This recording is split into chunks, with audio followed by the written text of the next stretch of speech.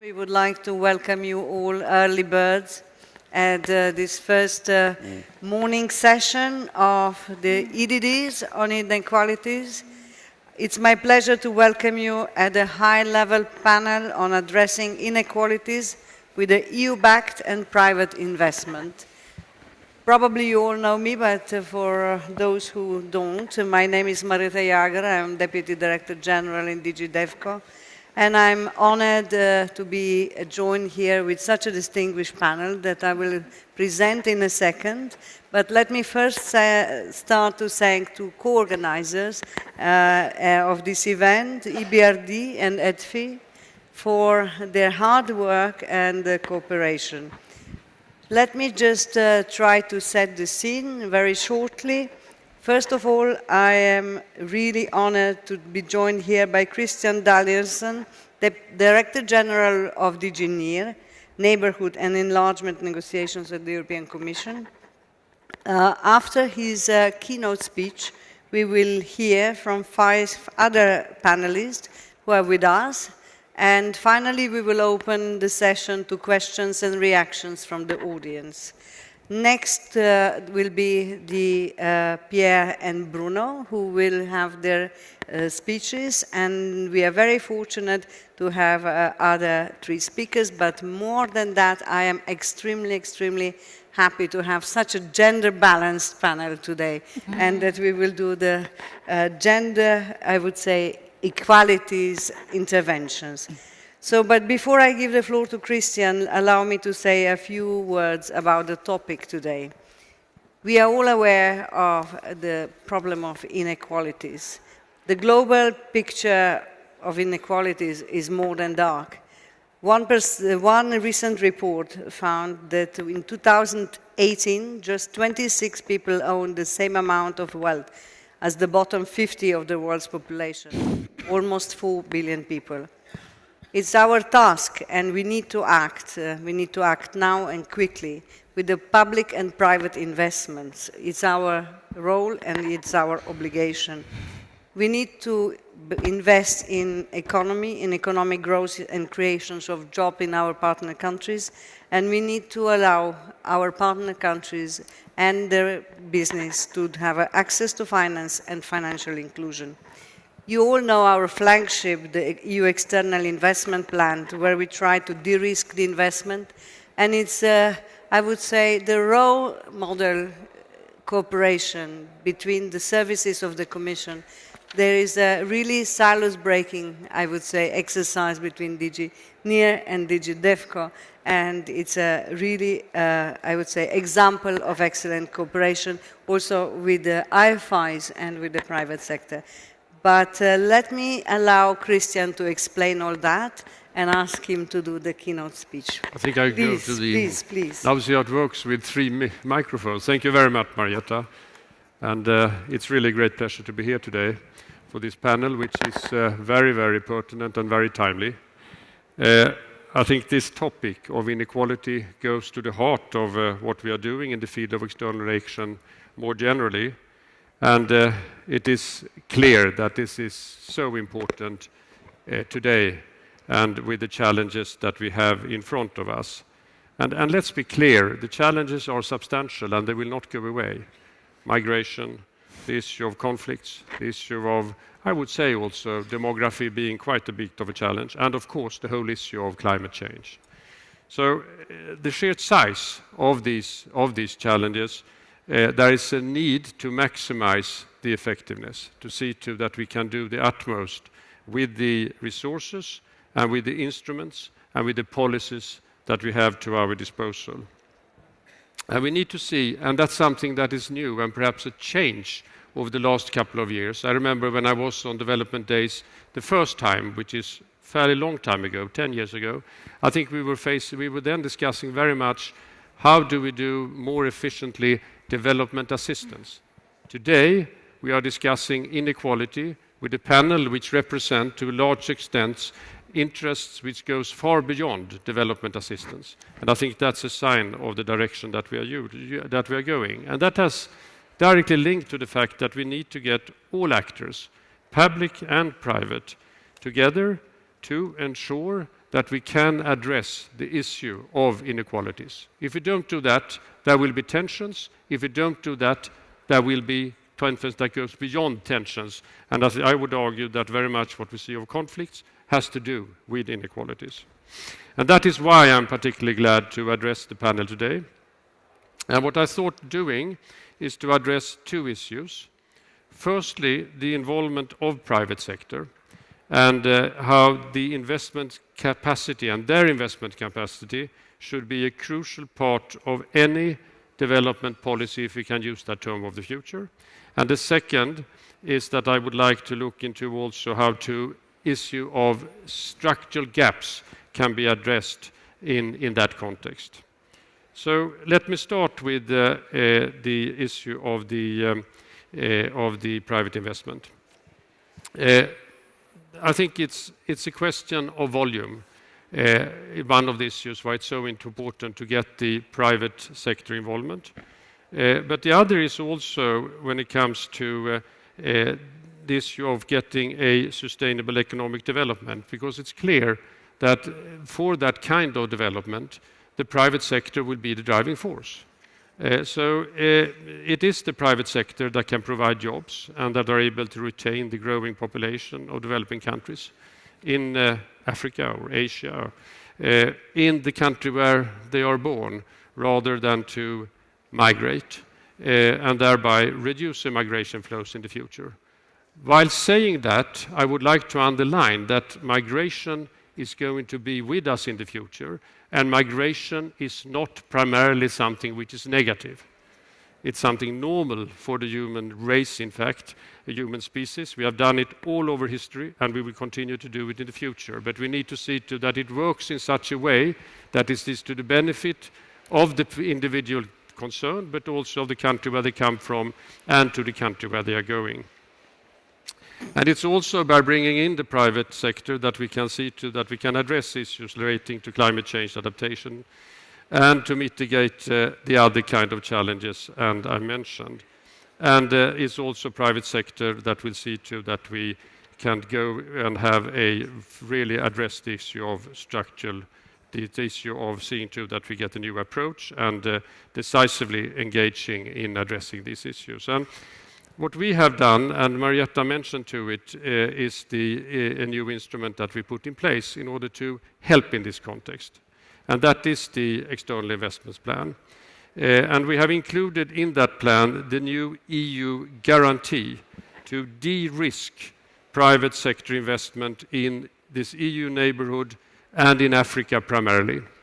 And we launched it in 2017, and it includes a full range of innovative financing mechanisms that will be able to, firstly, leverage loan and grant financing, and secondly, encourage public-private partnership, and thirdly, crowd in private investment. And to date, the plan is well on track. It has delivered the 44 billion euro target of leverage funding for strategic sustainable investments in priority countries. And it has already a number of milestones. Let me just run through them swiftly. As regards the operations blending, grants and loans, more than 100 operations are unlocking a total amount of 19.6 billion euro with an input of 2.2 billion euro in grants. And it's gone to a wide variety of sectors. It's transport, it's sustainable energy, it's private sector development, and it's sustainable agriculture. In sub-Saharan Africa, 10.1 billion euro has been devoted to 55 projects.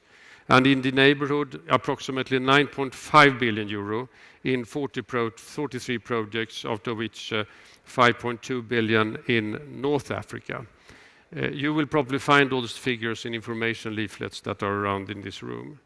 And as regards the guarantee, we have allocated 1.54 billion euro for 28 guarantees, and they are now being worked on. Marietta is very much in charge of it, and expected to leverage up to 17.5 billion euro in partner countries, much of it from private sources, which is indeed the objective. And these guarantees can generate and support close to 4 million jobs, in particular for women and young people is the ambition. They will provide energy or access to energy. They will also reduce carbon emission is the objective, and that why we have set objectives. So the objective we have set is that this should be equivalent to 1 million vehicles with an internal combustion engine, whatever that would mean in concrete terms. But at least the objective is there, and I think it's important we have that kind of approach. And we are also looking to use this guarantee in order to generate investments in new capacity on the energy side of 4 gigawatts as it stands today. You can already see concrete examples of it, and one of them we will indeed sign today. And that is a fairly small but important issue. It has to do with high-risk involvement in lending to underserved entrepreneurs. And in this case, it's going to be Jordan, the project is about. And it is about seeing to that we can provide the necessary first sort of capital for in this case, young women in particular. And it's directed also towards addressing the issue of the Syrian refugees, which is a big, big challenge for Jordan. But we do, however, realize that crowding in private sector does not happen only by providing de-risking tools, like the guarantee. We also need the public money and the IFI loans and private sector investment. They also cannot be sufficient. But we need also to see that and that's my second point, that the issue of structural reforms are being addressed, that the business climate is being improved. And here, issues that we are looking into, and we believe firmly we need to look on together, is issues relating to the reduction of the informal economy, better access to the labor market, the whole issue of financial services and deepening of the financial sector. The issue of social protection comes in there as well as inclusion and not least inequality. And in this endeavor, the public administration reform, rule of law, and the building up of skills is going to be essential. And this will affect the way that the state is being run, its functioning, its capacity to deliver services, as well as its relationship with citizens. And it's a fundamental issue for a well-functioning state that can deliver for its citizens. So we are fully committed to support our partners' efforts to progress in these areas. It's not easy. It's not easy because it's touching difficult political issues in many of the countries when looking more concretely to it. I didn't mention corruption, but of course corruption is a major issue here that we all know is also a real challenge to come to grips with. So we promote financial inclusion by stimulating structural reforms in our partner countries, and we do it also through a constant policy dialogue which has gone far beyond the issue of development assistance and going into all these areas of structural reform, good governance that I mentioned. So we are supporting investments allowing for reforms and socio-economic development, public infrastructure improvement, access to finance, creation of small and medium-sized enterprises able to compete and create sustainable jobs. We also are now focusing more into improving business environment in the neighboring countries, notably, and that goes particularly for Javabean towards the countries in the east of our neighbors, but also now coming forward towards the south. And I can see this coming also in the broader context.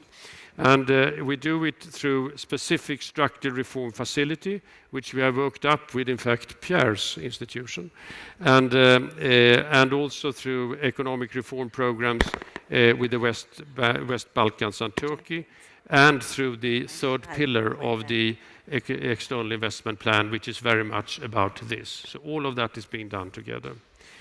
And let me take an example of this, which is our Women in Business initiative, again with Pierre's institution, Ebrd. And there we are helping to promote women's participation in business. That goes from the title. And it's in concrete terms, we facilitate women's access to credit, advice to help their business become more competitive, We facilitate the skills build-up through training, and we are also putting in mentoring or supporting mentoring and financial products that better meet the needs of women-led businesses and changing the way we work. And we should be clear that this is going to be an essential element of job creation, sustainable economic development in many of the countries that we are working with. And we have supported the creation of the EU platform for financial inclusion in the neighborhood south, which is now being put into place. That means the Migrate countries in particular. So this is this combination of policy dialogue, support to structural reforms, grants, loans and guarantees to the private sector investments that makes the European External Investment Plan so unique, and the approach now being really a change of what we have done before. So in conclusion, let me just share with you my personal conviction that it is only by having a holistic approach to what we are going to discuss today, and in a broader sense when it comes to development, that we can make real and sustainable difference. And we, from the European Commission's point of view, we have now suggested a fairly ambitious budget to underpin and support these kind of efforts for 2021-2027, presently being discussed in the Council, and we hope that the Member States will look on it favorably. We have also worked on the European Fund for Sustainable Development, which is part of the External Investment Plan, and we are looking into a substantive strengthening of the whole guarantee element, going up to, Marietta, I think we're talking about 60 billion in our proposal, which will of course be a substantive increase of the guarantee element and the firepower of it. And it is clear that it's only by getting all these elements together and that we roll up our sleeves and get into it and work with the private sector, mobilize all those that feel that they would like to be part of it, but also those who are not yet. And I just discussed pension funds and the insurance industry before this panel. And I think that is one area where we should look and see how we can get them involved in seeing to that it's interesting to invest in Africa to an extent what we have not seen until now. And I'm very much looking forward to the discussion in the panel here, because we have experts who are the best on this, much better than I, and I'm sure that we're going to have an interesting discussion. Thank you very much.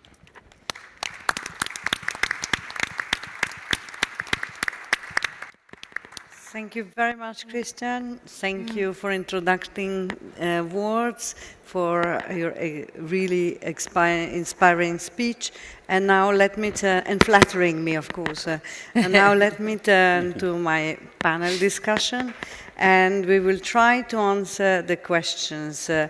How to make financial services more accessible and affordable, how to offer decent work opportunities, how to address the environmental and territorial inequalities, and how to help people access to electricity, internet, and other basic services. So we are talking about access to finance, we are talking about young people, we are talking about private investment, and how we can get into doing it. So my first speaker would be Pierre, cher ami. Alors, Pierre is Vice President of Ebrd for Policy and Partnership. And Ebrd is one of our key partners in leveraging public and private investment for sustainable development.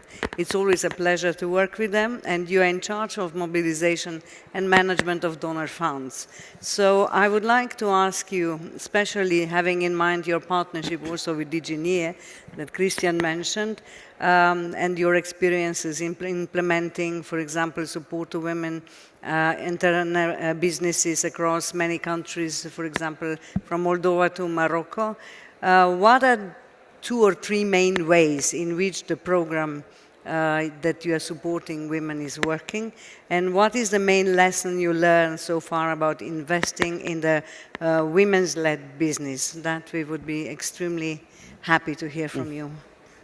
Thank you very much, Marietta, and thank all of you to be here. It's great, this development community, because you see a lot of friends and go back to talk about very important subject which unite us. Obviously, none of us has the complete answer or the final answer to the question you are raising, but I think each of us has its angle given the experience we accumulated in the countries we work, in the institutions we are. I'm coming from an institution which, as you know, is very much focused on private sector financing, but which has a very strong development mandate, which tries to bring both the clients we have in the countries where we operate and the governments and national authorities through our policy engagement on the same track to bring sustainable development. Inclusion and economic inclusion, you spoke about women. Economic inclusion is fundamental to the sustainable development in all the countries we are working in. How we do and how we leverage on our private sector engagement to get results there through different ways. I would say first, there is a work with our clients themselves, who generally knows very well what they need, but also understand the obstacles of underserved, more or less, populations, be it migrants, refugees, women in many cases, but also in remote areas, people who have no access to labor market. We work very much hand in hand to define beyond the investment opportunity in one factory, in one site, how we can create an ecosystem, bringing also, obviously, the European Commission as a donor and policy actor, but also other bilateral donors. I see here a lot of our donors, be they from Sweden or from Switzerland, from all over the world, to work concretely with this private company about how they can tackle the barrier, for example, to entry for women. Another example I want to mention, because we were also mentioning that before, is the role of commercial banks. And I think in all the countries we operate, commercial banks are at the center of the financing of the economies. At the same time, they not naturally have the incentive to take more risk or to serve some population which are far from being well served by the labor market, by the financial system. So there it's working with banks to bring first the capacity to them to understand and to work with financial products they can, for example, extend to women entrepreneurs, and to allow also both through the coverage, for example, which will be given and extended through the external investment program, but also from the successor plan, the EFSD Plus, in the next programming period, how we can work both on the financing side, guaranteeing some losses these banks could incur, but also working on the technical assistance side, so that we are building the capacity in these banks, so that they are looking at these segments of their potential clients as potentially a profitable source of revenues in the long term. So we are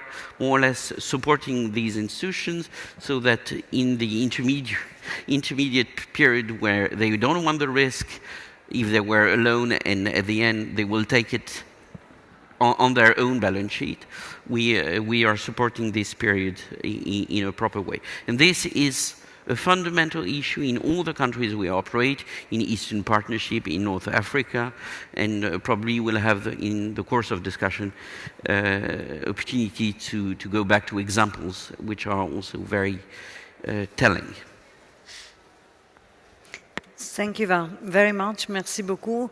I will now turn to Sandra. Sandra Adjaja, she's a founder of Empower Africa, one of the largest communities of the female technology in sub-Saharan Africa. And she is, ladies and gentlemen, author of the book that is about using the hobbies to change the world. So she's really a pure aspiration. And I would like to ask you, in your view, how can we scale up investment opportunities for women setting up or expanding the tech business, especially in Africa? And how do we create an investment environment that favors young women like yourself? Thank you very much for this opportunity. I'm very happy to be here. Okay, so I've seen from my work that women entrepreneurs are the major driving force of the economy.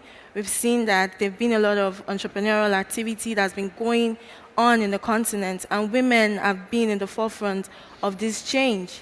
And we've also seen that the amount of investment that is coming into the continent through private sector have been majorly in men-owned businesses. So there's been a disparity. In as much as women entrepreneurs are more on the continent, we've seen that investments have been going towards the male-dominated entrepreneurship. And it has been as a result of the fact that technology has been the driving force of male-dominated entrepreneurship. So you see that more men are creating tech-enabled businesses, which is more investor-friendly. A lot of investors are more interested in investing in tech businesses because it has the capacity to scale exponentially. And they want to see that their money would come back in multiple returns. So I feel like women need to be empowered to learn technology. They need to be invested in. Infrastructure has to be created to enable women access resources to learn tech. Okay, so I founded a community that is empowering women with resources to learn technology. How we've been doing what we've been doing is we've been using a collaborative economy process to do that, meaning that we created a community where women can leverage on the skill set of each other. So we have mentors that understand technology, that are working in tech businesses, that are engineers, software developers, come to train our women on specific skill sets. So we've organized internship opportunities for the women that have learned technology and has passed through our programs. And we've seen that some of them, after their internship, because of the mindset that technology has done to them, they begin to think differently. They begin to create businesses that are unique and are more investor-friendly. So a few of our women have been able to change their business model to enable them reach more audience. They are creating businesses that is online. And I think that if we encourage more women to learn technology, it will also impact their businesses positively. I also want us to focus on helping women learn the culture of collaboration. We've seen that if more women collaborate, they would create bigger businesses. Most of the kind of businesses that is prevalent in Nigeria, where I come from, are petty. Women tend to own sole proprietorship businesses, which are quite limited. Investors usually invest in teams, in not individuals. So what I'm doing, I'm teaching my women and the people that have come to our programs to learn how to collaborate with one of them. So we always organize hackathons and sessions where women come together creatively to think of solutions together. And we've seen this bond grow, and some of them are co-founding businesses together. So that would also be a step in the right direction. I also want us to pay attention to new and emerging technologies. If we want to achieve the gender gap in financial inclusion, we should pay attention to technologies like blockchain, USSD, where we can create affordable technology solutions that would help bridge the gap and reach more women in rural communities. We also want women to be able to move money around. When women are able to access financial services quickly and easily, it will enable them move money from the diaspora, even foreign exchange. We've seen that the major driving force of foreign exchange in my country, Nigeria, has been the Aboki system, where it's easier for you to just cross your house and see a malam that has all the currencies of the world, and you pay him a token, and he gives you So solutions, informal solutions like that, has really thrived and has helped foreign exchange to thrive in the economy. And I want us to think of how we can create more informal solutions that would include women that do not have the kind of education that is expected of them. Also, the issue of collateral has been a major barrier to including women in the rural communities who don't have access to landed properties. If we can create microloans that would enable women access microfinance, it will go a long way in fostering an environment that is inclusive, that is gender inclusive. Yeah, I think I'll stop here for now. Thank you so much. Thank you very much, Sandra. We all see your passion for what you're doing, and you're really a source of inspiration. Okay. So now let me turn to Bruno. Bruno Venn is the chair of the EDFI, the Association of Bilateral European Development Finance Institution, and our partner as well for many years. So together with your members, you manage around 50 million projects, a lot of them with us. We are very proud that one of such a program is Nazira, for which FMO, the Dutch Development Bank and EDFI member, is a lead partner. And I can proudly say that it was the first guarantee agreement we signed with FMO for Nazira, and will bring a lot of difference in life of many women and young people in sub-Saharan Africa.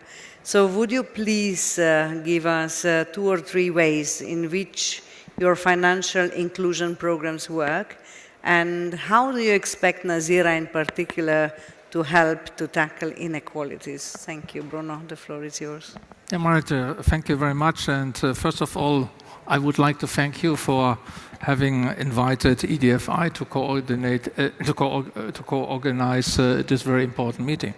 Yes, you are right, with a portfolio of 41 billion in developing countries, and of which 63% are in lower middle income countries and 33% in sub-Saharan Africa. And with new commitments last year of 8 billion, we are a large impact investor. We finance inclusive growth by providing access. That's access to jobs, access to energy, access to water, access to food, access to education, and especially access to finance, which includes also microfinance. And in order to give you a number, 4 billion of what we are doing is serving the people who are not served yet. And this is a major figure. But we know very much that this is not sufficient. And we also know that we cannot simply wait that the fruits of economic growth will trickle down to the very poor and the unserved yet. This is why our members have embarked on special programs. One is the 2X Challenge. So it's a platform that 7 DFIs, European DFIs and international DFIs, but bilateral DFIs from G7 countries have created with the ambitious aim to mobilize $3 billion for gender finance. So that's CDC, DEG, and Popaco have been the founding members, and we are extremely happy that other EDFIs, but also other DFIs in the world have joined us. Thanks to the EU support, we can do more. And beyond our risk-taking capacity, because this limits us. We have a risk capacity and we cannot do more. And with the support of the EU, we can do that. I will name 3 or 4. One is Electrify, under the External Investment Program, which is for rural electrification and off-grid solution. And I like very much, and once again, congratulations to the European Commission, because for this shift in your paradigm, instead of going for grant financing, you are now looking for entrepreneurial approaches that helps to come out with financially and environmental and socially sustainable investments in rural areas and off-grid solutions. And that we like very much. And we are also extremely happy that we have now a global window as well as 5 country windows, especially in the context of Africa. At the same line, that's Agrify, looking for entrepreneurial approaches in the agribusiness. So once again, it's sustainable agriculture, it's food production in high-risk countries. The third element I would like to mention is the European Fund for Sustainable Development and the guarantees, because it's extremely helpful, because it helps EDFI to extend credit lines to banks in high-risk countries.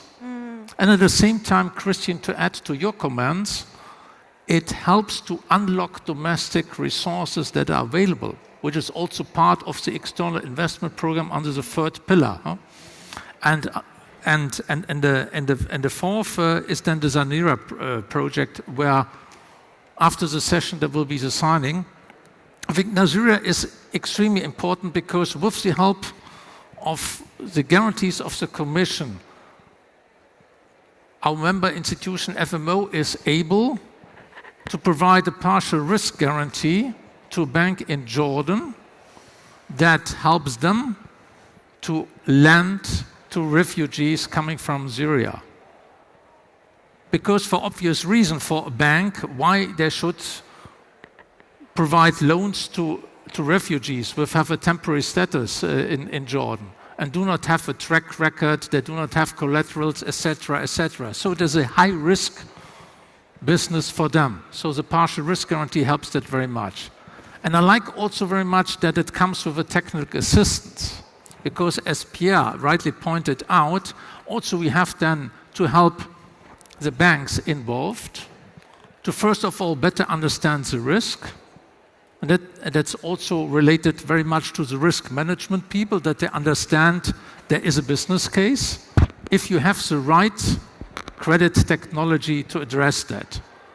And the third pillar within the technical assistance is that the technical assistance is also being used to help the clients to come out with proposals that the bank can accept at the end. So once again, we are extremely grateful for the support, and looking forward, I very much hope that we can also get support from the European Commission, because we have visions and plans, and we would like also to enter in the more risky space of venture capital in the context of Africa, and there we need guarantees in order to do that. So at the end, I think the examples have shown that the European Commission is on the right way to mobilize much more domestic resources and private sector resources with these new instruments. Thanks a lot. Thank you very much, Bruno. Indeed, thank you for reminding us on 3 pillars of the external investment plan. I should also announce that today we are going to sign the agreement for the technical assistance to Nazira and the first implementing project, and we are all invited to join.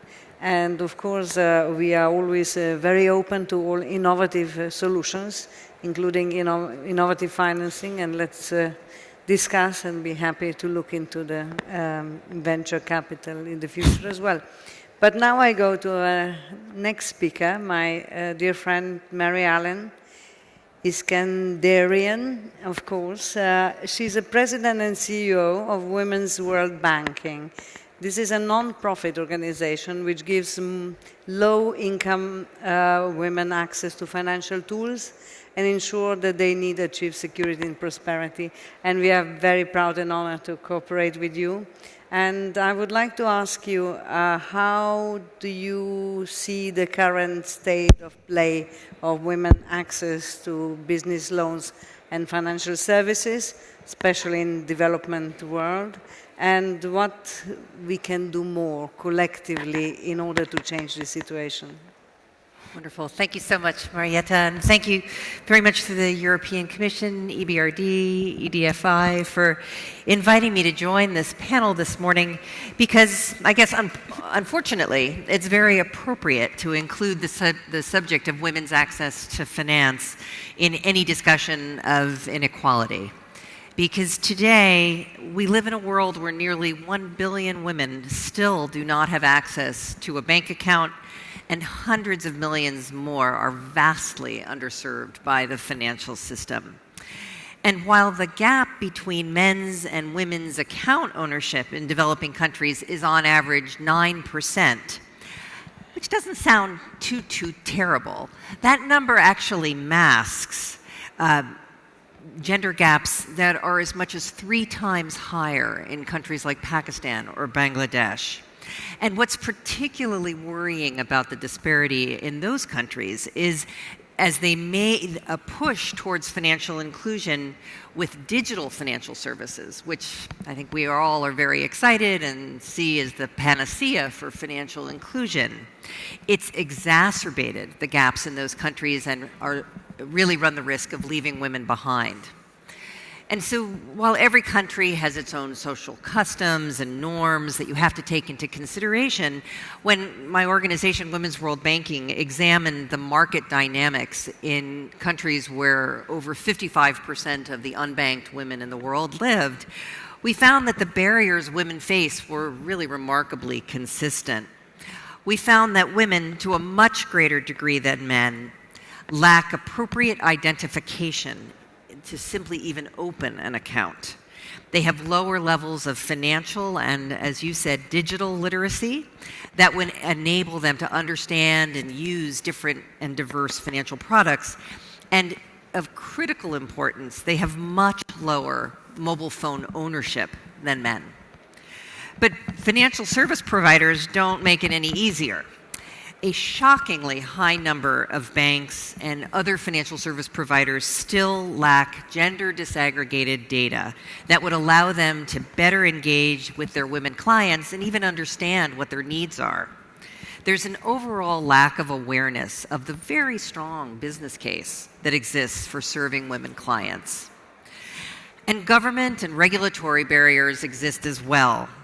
Inflexible Know Your Customer or KYC requirements prevent women from opening accounts. Weak credit infrastructure that prevents women entrepreneurs from building and growing their businesses, and a lack of focus by government on initiatives that particularly serve women all stand in the way of their financial inclusion. Which leads us to the situation we face today, where despite progress in the number of accounts that have been opened over the last several years, that 9% gender gap I talked about, that hasn't budged in over a decade.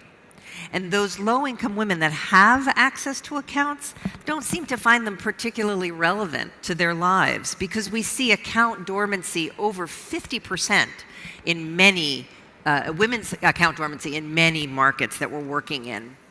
So I'd like to focus today on what the key stakeholders that we have gathered together in this room, policymakers, private sector players, investors, donors, philanthropists, what they can do to break this cycle of small incremental changes and replace that with a step change towards equality. So I'd say for the European Union and other donors and philanthropists, I would ask you to renew your commitment to dedicated gender equality programs.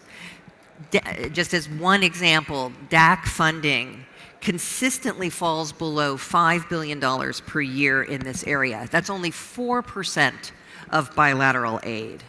And then once you get that number up, I'd urge you to take one step further by increasing the specific support for economic infrastructure and services, business, banking, financial services, because right now that stands at only 1% of total bilateral aid. For policymakers and regulators, I'd urge you to embrace the perhaps unaccustomed role of change maker by developing inclusive policies. And these range from things like movable collateral registries, biometric identification, eKYC. And I'd ask you to demand, once and for all, that all regulated financial service providers must report customer data on a gender disaggregated basis. But it's really the private sector, as so many of the speakers have said today, that can play the most profound role and, frankly, reap the greatest rewards from women's financial inclusion. And the really interesting part is that the changes that private sector players have to make don't always have to be very dramatic in order to have great business and social impact. And what's more, with the de-risking tools that we've heard about this morning, like the EU guarantee, they can make these changes with less risk than they've ever had to take before. I'd love to give you just one example from some work that we've done recently in Pakistan. We were asked to come in to look at the mobile money product of the largest mobile network operator in the country. They only had 12% women clients, and so they were convinced they needed a women's product. But when we looked at those 12%, those clients were using exactly the same products that the men, in exactly the same volume, and with exactly the same level of profitability. Where the problem was, is the way they were onboarding those clients, bringing those clients in, was by making them go to agents or kiosks that were 97% owned by men. And if the brave Pakistani woman made it into that kiosk, she then had to give the shop owner her cell phone number, which just wasn't going to happen in Pakistan. And so we were very fortunate to be able to work with Unilever, which had a nationwide network of women kiosk owners that were already very trusted in their community. We trained them to be mobile money agents, so more money was coming into their shops. And in literally the last year, we've increased the number of women agents of this cell phone company by 49%, and we've increased total women clients up to 20%. So not a big change, and not really doing anything other than using the data that they were already collecting to make good business decisions. Investors also play a key role in women's financial inclusion. 8 years ago, my organization made the transition from simply being a TA provider to becoming an investor. And we found that as a shareholder with a seat at the table, we were able to mobilize other like-minded investors to move management in the direction of improved gender diversity inside the organization and to have greater outreach to women clients. And this approach has, without question, allowed us to have greater impact than we ever did when we were simply advising those institutions. We've seen a 58% increase in women clients in our investee institutions, and each of our portfolio companies ranks in the top 3 in their market for gender diversity. And we're extremely excited and very grateful to the European Commission for allowing us to take our investment opportunities further and moving into broader financial institutions and a broader range of markets. So as we talk about the barriers that women face and the business case for addressing women's financial inclusion, I always wonder and worry that we lose sight of who it is we're actually trying to help. I think all of us in this room have now well learned that lesson that when women have access to, and importantly, control over financial resources, everyone in the household lives better. There's more education, better health care, nutrition, water, sanitation. Equality of financial access is really the linchpin to pretty much everything we're all working towards in this community. But today we have research that tells us, and it's just very fascinating and very moving, that when a woman becomes a full economic citizen, she has greater decision-making power in her household, she can be less susceptible to intimate partner violence, she's more likely to vote and stand for election, she's less likely to live day to day, hand to mouth, because she has a greater vision for the future and a greater sense of her own self-worth. And really, at the end of the day, isn't that what equality is about? The universal right to plan, to hope, and to dream? Perfect. Very good. Thank you very much, Mary. I think this last part deserves a very warm applause, because we could not agree more with what you just said. And now I go to my last female speaker, Ife Ugochukwu.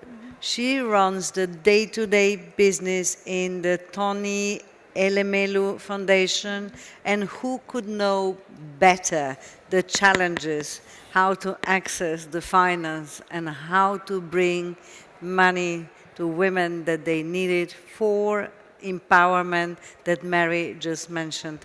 Would you please share your main challenges with us? Thank you very much, Marietta, and thank you to EDFI and Ebrd for putting this together. Very riveting expose, and I just want to add a little depth to the reason for the problem of the massive gender gap in financing. And you'll find that it's a mindset thing for women in emerging markets. Culturally, for instance, the culture I come from in Nigeria, 200 years ago, 100 years ago, the law of the land stated that women are not supposed to own property.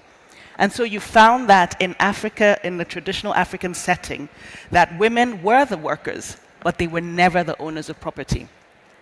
And that mindset, funnily enough, still lingers on, especially in the rural communities where we have the problem of inclusivity. And we have a large data set. So just to give a background of the work of the foundation, in 2015, we launched a $100 million commitment to identify, train, mentor and fund 10,000 African entrepreneurs across all 54 African countries over 10 years. So we're 5 years in, and so far we have, by the end of this year, we would have trained 8,520 entrepreneurs. When we started in our first year, we had just about 20% female participation. And with the foundation being about 97% female, that was not okay for us. And so we consciously moved to increase the female participation by communicating, especially in Northern Africa, with the religious and cultural barriers to women entrepreneurs. And so we've managed to up the figures to about 45%. And so in the last 5 years, we have wide data set. We have over 500,000 people who've applied to the program. And so Stanford University approached us to do to really analyze our data and get insights. And they found that almost 80% of the women who apply to the program in terms of the work they will do, the service they will provide. And 100% of the men who apply in terms of the ownership, the companies they will set up and how they will own. So till today, we find that the mindset still is a major barrier to women having access to finance. And that's why training is critical, especially in the rural areas. So I would say that there is quite a bit of funding, but we need to use training to get women to understand how they can bridge that gap. And so that brings me to the great work that the development organizations are doing around ensuring access to finance. And I must commend the EU for the blended approach to finance, which I think really makes a difference. You know, when you look at grant, equity, and debt, that's a three-pronged approach to ensuring that the finance gets to where it needs to. But the problem we're having on ground is that there's often talked about the valley of death. You know, entrepreneurs who need $10 million and above have a variety of VCs and banks who are ready to fund them. But what happens to entrepreneurs who need less than that, $1 million and less? And I dare say that there is the absolute no man's land of entrepreneurs that need just $5,000 to prove their concept, to get their foot in the door, to start the entrepreneurial journey. These are entrepreneurs at the bottom of the pyramid. And they are the ones who will one day grow to be the medium enterprises that will attract equity and debt financing from the big corporates. But if we do not help them up, then we keep recycling the same entrepreneurs, and that's what we're finding. And so my challenge is how can we ensure that the bottom of the pyramid, which is where majority of the need lies, are catered to? And I think that is what the EU needs to look at. I was in Mauritius 2 months ago, and there was an event, and I was speaking at a cocktail to a European Commission staff. And he said to me that, oh yeah, you know what they say, you need 50 million, you need to spend 50 million euros to create one job. You know, I didn't take it seriously because I didn't think that was possible.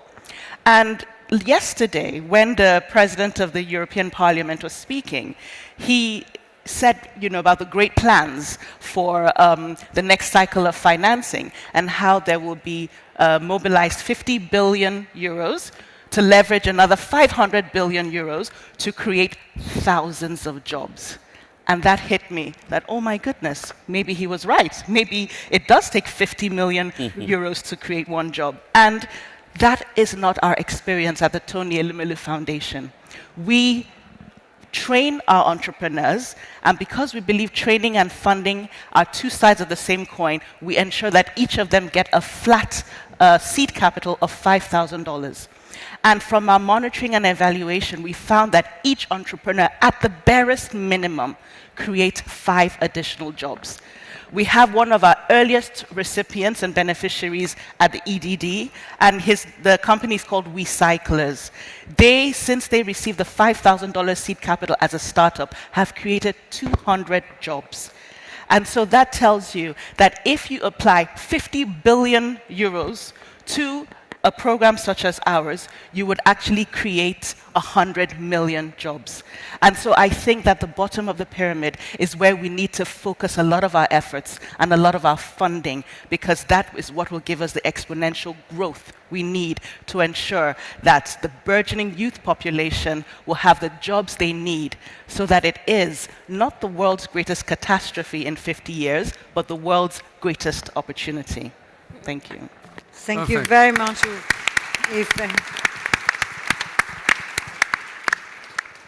I can tell you that a change of mindset is a challenge everywhere. But now saying that, let me turn back to Christian. So what can we do more as a Commission, especially in the next MFF, to tackle these challenges? Bruno, you will get the floor in a second. So what Ivy was saying is that unblocking so domestic resources which are available in developing countries.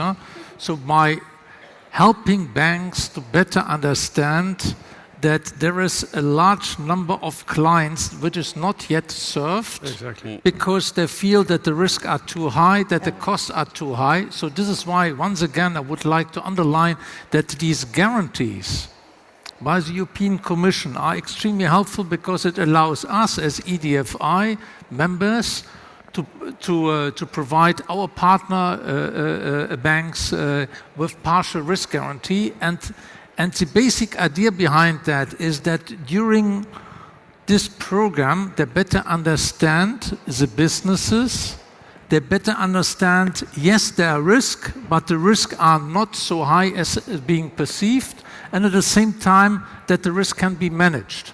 And if then the European Commission, like in Nigeria, is also then prepared to provide technical assistance, which helps us also to change the mindset of the people within banks, and coming with completely new credit technology, which reduces also their costs, this would be fine.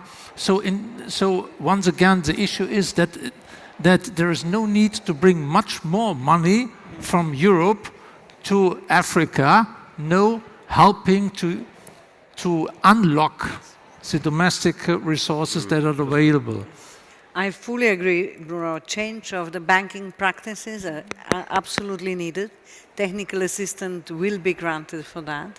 I know all the obstacles why they are so conservative when it comes to lending. And we are really analyzing it deeply to get into... May I add one point, because it relates to the external investment program and to the third pillar. Because the banks are not very much reluctant to finance, because there's an extremely good business case in most of the African countries. As long as the treasurer finance the budget deficit by extremely profitable T-bills at no risk. Point, yes. So why should a bank then go for lending? So this is why we can only unlock this domestic potential if then in your third pillar, within the external investment program, you help then also governments in their fiscal management, because what actually they are doing is they are crowding out the private sector. Yeah. And at the same time, coming now from a banking point of view, what the treasurer is paying is the starting point for their calculation. So that's plus then the transaction cost, plus the risk cost. So at the end, they will ask for 37%, 40%, and said, this is unsustainable. This, with 40%, you cannot start a business. We fully agree. Christian? Yeah, no, I think Bruno has pointed to something which I think we all have touched upon. The importance of seeing to that the financial sector is being basically substantially reformed.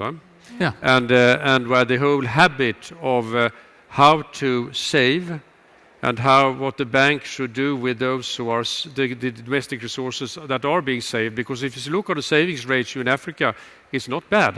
Yeah. So that issue is substantial. And I think, Bruno, you're right that we probably have to look, and we are looking on, and will continue to look on how we can use our guarantee facilities and the technical assistance, together with Ebrd and with others who are more professional on that than we are and who knows it better, how we can come in and see to that we address this issue. I think, however, it will be fairly long term because it's a change of attitude. And I think, Pierre, we have seen, because we are doing this a bit in the countries like in Western Balkan and towards the East, it's not done over a day. It takes time. And that's why your Nasira program is so interesting, because this is the first time it's happening in Jordan and under the circumstances that we see there. So that's one area, I think, clearly where we should work together. But Bruno, it doesn't take away, I think, the need for us to look into how we can mobilize the broader capital market to be ready to go into, and then I'm not thinking so much about entrepreneurship, but rather the bigger investments that needs also to follow the economic development of the countries in Africa. I think what you said, Sandra, about skills is essential. I was in Morocco for 2 weeks ago, and when we discussed with our Moroccan partners of what is going to be the big issues for the future, apart from climate change and issues, it is the whole issue of digitalization, and it's how digitalization can be viewed as an engine in order to drive growth. And I think what you said, it just confirms it. So the issue then is for us to reflect on how our programs can contribute to empower women in this case in order to take on technologies which are going to be helpful for entrepreneurship and for this kind of development to happen. And then the third issue, which I think we can't forget, it is the framework conditions. Financial market is one of them, clearly, but I would argue that there is a strong framework condition also in the whole issue of governance and the way that the public sector functions and works in order to be helpful for this kind of development that we have been talking about. Maria, you've been talking about the whole issue of gender equality and the issue of seeing to that women's businesses can grow. And that boils down to issues like the informal economy. It boils down to issues fighting corruption. It boils down to a public administration that works. And it boils down to regulation that is positive towards the deepening of financial sectors, or for that sake, women's entrepreneurships. And then finally, I think when it comes to the issue of mentality, I think there is the broader issue of women's rights. Rights, it's essential. And I think you mentioned it, that there is a cultural issue, but there is also, I suppose, a legal issue here. It's the issue of resources. Which resources are being given in the countries concerned for this kind of issues relating to women. And I think it's also an issue of representation. I mean, you are here today, which is a very good sign. I suppose representation in parliaments, representation in civil society, representation in various types of issues is going to be essential to drive these issues. So I would say all those issues we should look into how we can use our instruments to address. Thank you very much.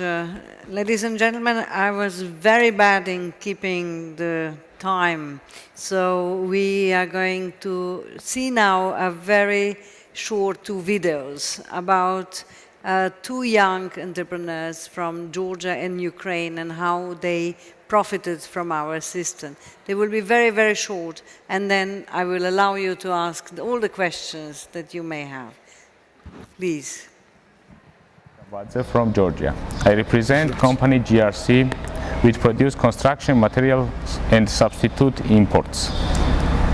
Our company received support within EU for Business EBRD credit line to upgrade our equipment to European standards. We are happy that we provide young entrepreneurs opportunity to use our premises, and I would like to ask if there is any plan to support small entrepreneurs and companies to upgrade and grow. Zańska. I'm director of a hotel and recreation complex Tower Karpaty, family resort in Carpathian Mountains, western Ukraine. With the help of EU for Business, implemented by European Bank of Reconstruction and Development, introduced new information management system that improved our efficiency a lot. I have a question.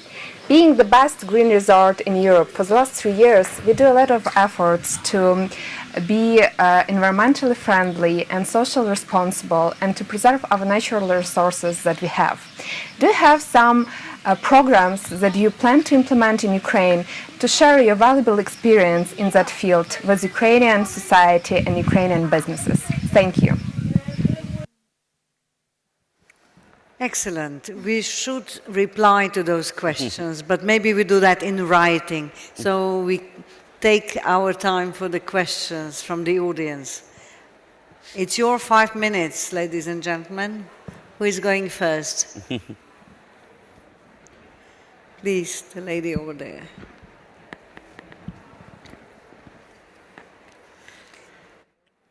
Would you please present yourself and tell us... It's on. It's on. It's on. Yeah. Hello. Thank you for this panel and for the timely discussion and thank to all of you. My name is Mercedes Sanchez and I work for KPMG, the EU office. We all understand the situation of risk and what it means to have the risk mitigated. So a comment from my side and then I come with a question. So what is the risk of doing nothing? I think we have never taken this one into consideration. My question is, I hear and I'm delighted to hear the appetite of the different financial institutions to be willing to go ahead and to welcome so warmly the support and the guarantee coverage that the EU is taking. My question is, are we not seeing too many of these financial institutions now being on that space? Is there any room for any synergy over there or maybe some specialization? Some smart specialization, maybe I will dare to say.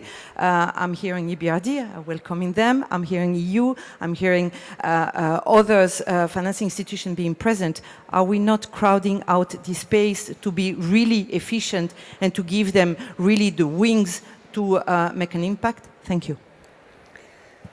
Thank you very much. We can all try to reply to those questions because we are dealing a lot with the new financial architecture and how to put the efficiencies and synergies together. Also, sometimes I can tell you that competition is very healthy because then we get better projects. But I will allow first Pierre to answer. Maybe just in one word. I think the question of overlap is between what we are doing is a legitimate question, and obviously this should be tackled. There is a process, obviously at the European level with this wise persons group, which is looking at that. But I would underline the importance also of leveraging the different skill sets of different institutions. Different institutions you are talking about have different lengths, different experiences, different histories. And in fact, the external investment plan show that if you have one instrument which allow people to be around the same table, they bring their experience. By the way, they talk to each other much more than they used to do when they were doing more or less in their countries, their operations in a completely disjoint manner. So I think it forces people and institutions to share their geographical knowledge, sector knowledge, and afterwards to have a process which more or less leads to the best proposal, leveraging the best skills or the most suitable skills to be chosen in supporting one area, one country, one geography, one sector. And I think this idea of a platform at the European level, at least, we can think, and as you know, Tharman report proposes also looking at that at the international level, is a very important lens we have to have. The second important lens is country coordination, and I think country platform. So, for example, with Christian, we are going very soon in Tunisia together, and with other international institutions. It's very important also, and it's our common responsibility, to have also a joint view of what we want to do together, and afterwards deliver that also and work with local governments and local authorities so that they don't have 40 people to talk to, and by the way, sometimes playing one against the other, but also that we approach them in a joint manner. Thank you. Bruno, 1 minute, because we are running late. No, because I think there's a little bit a question, and this is why I refer once again to the 2X challenge, where we have created this platform, so working together. And the question with crowding out refers very much to the principles. If we agree all on the same principles, there will be no crowding out. So the question always is, once again, also to the Commission, you can do wrong things with grants and you could do good things with grants, and to find the right balance, this is an issue. Thank you for that lecture. The lady in blue over there. Thank you very much. Katarzyna Hanula-Bobit, I'm from Concord, Europe. So maybe I ask a question because the panel is great, we learn a lot. Where is the role for civil society? Because I understand there is really a lot of focus on the investment, financial institution, but you are still missing the very important player that was partner in the development countries for a lot of institutions, for a lot of entrepreneurs, which is the civil society. So I didn't hear anything about the civil society, and I share what Pierre said. If there is a platform, there should be a represented different views, and civil society has a very important role, I think, to play, also to bring the data that right now the financial institutions are missing. Additional question.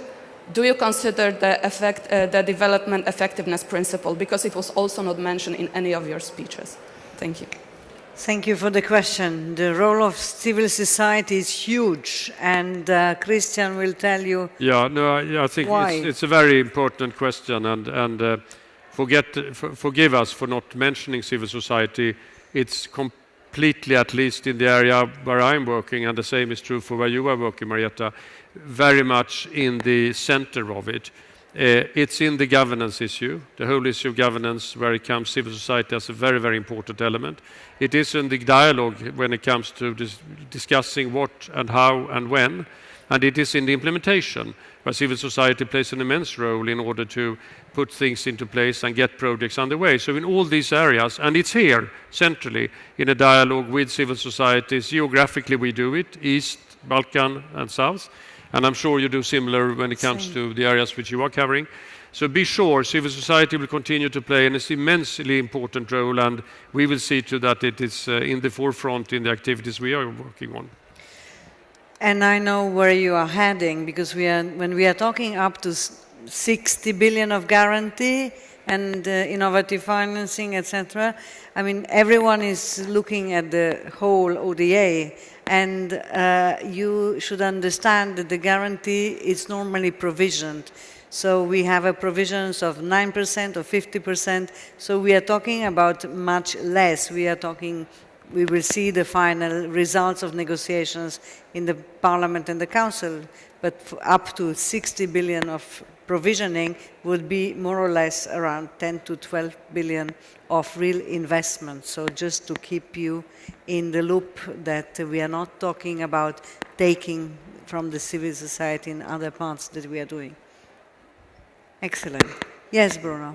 No, there was the question still with development impact analysis. Yes, we are doing that as EDFI. Very recently, on a global level, we have signed the operating principles so that all DFIs working within the same sector agree on the same principles, because otherwise we always will counting apples and pineapples, etc., and this makes things extremely difficult. And I can also tell you that within the EDFI we have also working very hardly that we can have a joint approach when it comes to impact, and we are fully aware that we are working with public sector money, taxpayers' money, and this we have the responsibility also to report back what we have achieved with the money that we have spent in terms of development impact.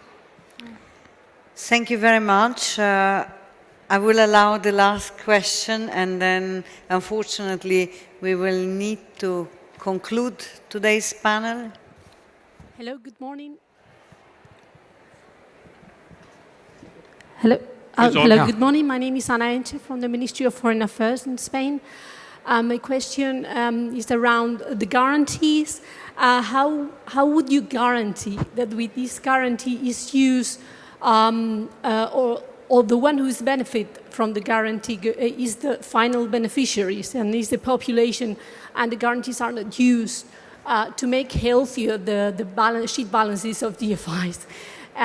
Because there's a huge amount, 60 billion, so it's quite increasing. So I understood perfectly the project about the Jordan refugees, and some of the banks that you know. I can reply to you very, very simply. Okay, thank you so much. I mean, first of all, it's all provisioned in the guarantee agreements, including how many jobs, where to go, who to tackle, and there is a huge system of reporting, audit, etc., that we will be absolutely sure that the final beneficiaries are those undeserved that really need help.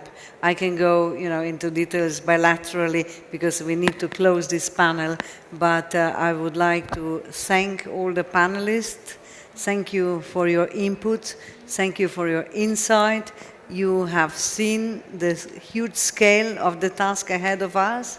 I mean, I have 5 pages of closing remark, but I'm not going to use them. I would just like to invite you to a signature of the technical assistant, Nazira, at 1 o'clock.